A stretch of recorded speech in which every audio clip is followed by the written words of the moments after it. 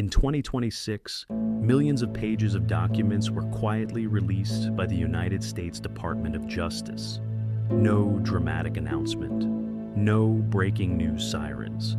Yet, within days, these files reignited a global storm. They were called the Epstein Files, not because Jeffrey Epstein was unknown, but because the systems around him were finally visible. Banks, governments, diplomats, billionaires, institutions.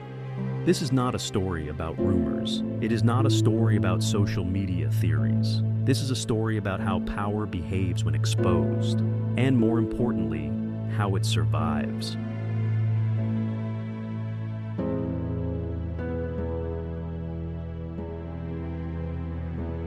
Let's start with clarity. The Epstein Files are not one PDF. They are thousands of official records released over years. Emails, flight logs, financial records, court filings, subpoena responses. Being mentioned in these files does not mean guilt. It means documentation. This distinction is where the internet fails, and where serious analysis must begin.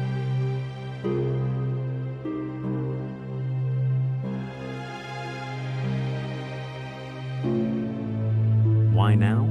Because accountability is slow, and institutions release information only when legally forced. The Epstein Files matter because they show how banks assess risk, how governments manage embarrassment, how elites maintain proximity without responsibility. These files are not explosive because of crimes, they are explosive because of continuity.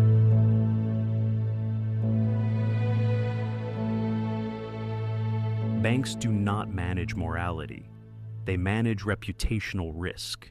In 2011, J.P. Morgan internally flagged Ghislaine Maxwell as a high-risk client due to her links with Epstein. By 2013 to 2014, J.P. Morgan began distancing itself. But something important happened next. Another global bank stepped in. UBS opened accounts for Maxwell in 2014, with relationship managers, investment products, and services reserved for wealthy clients. There is no evidence of criminal wrongdoing by UBS, but the documents reveal something else. When one institution exits quietly, another often absorbs the risk until pressure becomes unavoidable.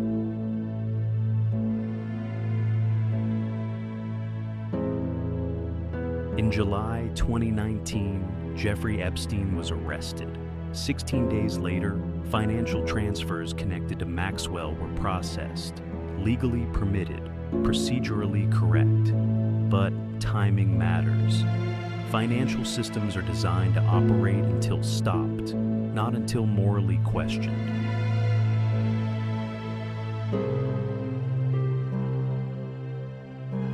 One of the biggest misunderstandings online is this: association is not accusation. The Epstein Files contain names because Epstein moved in elite circles. Philanthropy, science, finance, politics. Documents show contact, not conclusions. And this distinction separates journalism from conspiracy. Bill Gates' name appears in connection with meetings after Epstein's conviction. This is not disputed. Gates himself publicly stated that meeting Epstein was a mistaken judgment. Released emails reference discussions around philanthropy. There is no evidence of criminal wrongdoing by Bill Gates. What this illustrates is not guilt, but how access to wealth and influence often overrides caution. Donald Trump's name appears largely due to social proximity in the 1990s. Court records and public statements indicate that Trump later banned Epstein from Mar-a-Lago. No Epstein Files document establishes criminal wrongdoing by Trump. This chapter demonstrates an important truth. Not all proximity leads to permanence. Some relationships fracture when risk becomes visible. Some documents reference attempts to reach influential technology figures. Elon Musk has publicly denied any meaningful relationship with Epstein. There is no evidence of wrongdoing.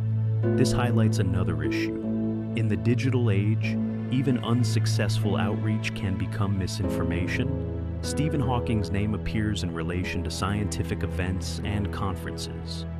There is no evidence of misconduct. His presence illustrates how Epstein gained legitimacy by attaching himself to respected institutions. This is not scandal, this is strategy. In the UK, Epstein-related document releases intersected with politics and diplomacy. Questions emerged over judgment, appointments, and oversight. In Norway, investigations were opened into senior diplomatic figures. Investigations do not equal guilt, but they do equal something powerful. Loss of narrative control. Markets react, voters react, institutions scramble. The internet compresses timelines. It removes disclaimers. It converts mention into meaning. Algorithms reward outrage, not accuracy. The result? Data becomes drama. Documentation becomes accusation. The Epstein Files do not reveal a secret world government. They reveal something far more ordinary and dangerous. Systems that delay accountability, prioritize stability, protect themselves. First, power rarely collapses. It adapts. This documentary is not about Epstein alone. It is about how institutions behave under pressure, how proximity replaces responsibility, how silence becomes policy. If you value authentic news, research-based analysis, and long-form context, subscribe to A Square Solutions. Explore our playlists, international relations, and geopolitics history, reimagined from Mesopotamia to Mars. I, evolution, news, and insights. We don't chase noise, we study systems. Knowledge is power, only if you understand it. Power does not fear exposure. Power fears loss of control. Every major civilization understood this. Kings used courts, empires used bureaucracy, modern elites use institutions. Jeffrey Epstein did not invent secrecy. He exploited existing systems that already protected influence. The Epstein Files show us something subtle. When systems are built to protect stability, they often protect the wrong people first. Across history, intelligence agencies operate on one rule: utility matters more than morality. If someone has access, has leverage, has information, has proximity to power, they become useful. Documents and testimony over the years reveal a recurring phrase used by officials: above my pay grade. That sentence does not mean conspiracy, it means hierarchy. And hierarchy is how power shields itself. Epstein survived scrutiny not because he was invisible, but because he was embedded. Embedded in finance, philanthropy, academia, diplomacy. Each institution assumed another institution was responsible. This is called diffused accountability, and it is one of the most dangerous designs in modern governance. There is a psychological concept called moral licensing. It means, I do good here, so I'm allowed to ignore risk there. Epstein donated, he funded research, he supported institutions. These actions created moral fog, and moral fog allows people to look away without feeling guilty. Now, let's address the elephant in the room: Freemasons, Illuminati, hidden societies. Here's the uncomfortable truth. Most real power does not operate in secret basements. It operates in boardrooms, foundations, advisory panels, informal networks. Secret societies are not powerful because they are secret. They are powerful when they overlap with institutions. The Epstein Files do not prove hidden cults. They prove elite networks. And networks don't need rituals. They need access. Many religious perspectives reacted strongly to the Epstein revelations. Common theme across religions: abuse of power is corruption. Silence is complicity. Accountability is divine justice. But religion also warns against false certainty. Condemning without proof creates chaos, not justice. This balance is critical. Why do Epstein stories explode online? Because algorithms love outrage, fear, moral panic. Truth is slow. Context is boring. Nuance doesn't trend. So data gets reshaped into narratives, and narratives become belief systems. This is how misinformation spreads. Not because people are stupid, but because platforms reward emotion. Documents are neutral. Interpretation is not. In geopolitics, documents are used to pressure governments, destabilize rivals, shape elections, influence diplomacy. The Epstein Files became a geopolitical object, not just a legal archive.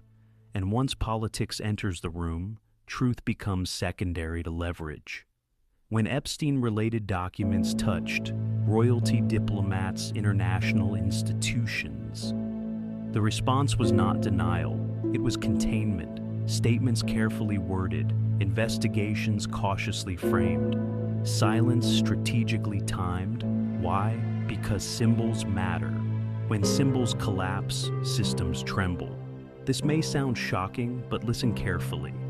The real scandal is not sexual crime alone. The real scandal is delayed accountability, selective outrage, institutional self-preservation.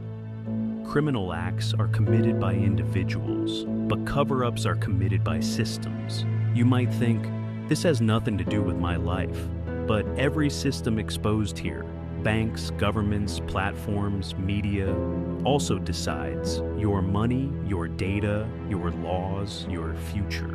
Understanding power is not curiosity, it is self-defense. More files will be released, more names will appear. Some will be cleared, some will be questioned, some will fade quietly. But institutions will survive, because systems don't collapse, they rebrand. Every intelligence system in the world follows one uncomfortable rule. People are assets before they are citizens. This does not mean every person is exploited. It means value is assigned. Access is value. Connections are value. Secrets are value. Jeffrey Epstein and people like him throughout history sit at the intersection of wealth, social proximity, information, asymmetry.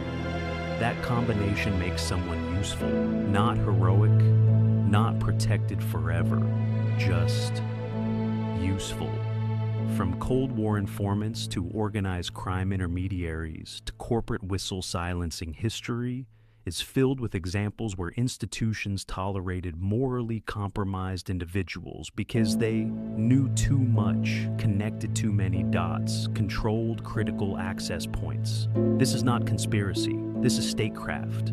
Surveillance used to be human. Files, photographs, witnesses, recordings.